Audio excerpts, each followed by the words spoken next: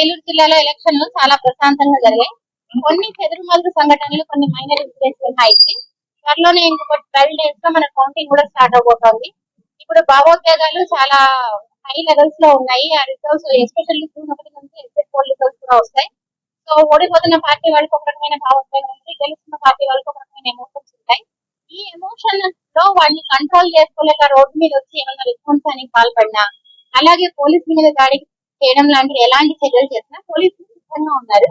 అది ఒక డెమో ఇవ్వడం జరిగింది. సో లాఠీ చార్జ్ చేయడము, అలాగే స్టన్ గ్రెనేడ్స్ ఉన్నాయి, అలాగే టియర్ గ్యాస్ ఇట్లాంటివన్నిటిని కూడా. సో ఎలాంటి ఎమర్జెన్సీ అన్నా ఏలూరు పోలీస్ జిల్లా యంత్రాంగం సిద్ధంగా ఉంది.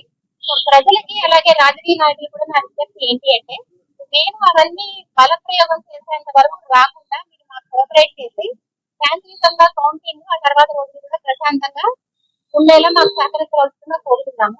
ఎలాంటి వైలెన్స్ కి పాల్పడినా కానీ పోలీసులు టార్గెట్ చేసే పరిస్థితి లేదు. So this is my warning to all anti social elements.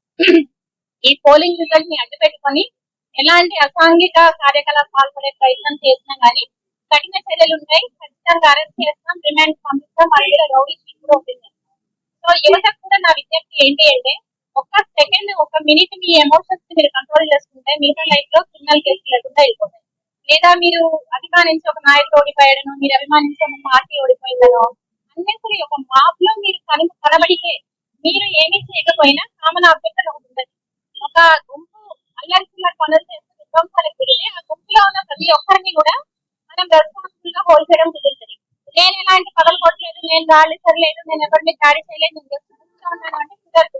ఆ గుంపులో ఉన్నప్పుడు మిమ్మల్ని కూడా మేము రెస్పాన్సిబుల్ చేసి అదే యాక్షన్ మీ మీద కూడా తీసుకోవడం జరుగుతుంది.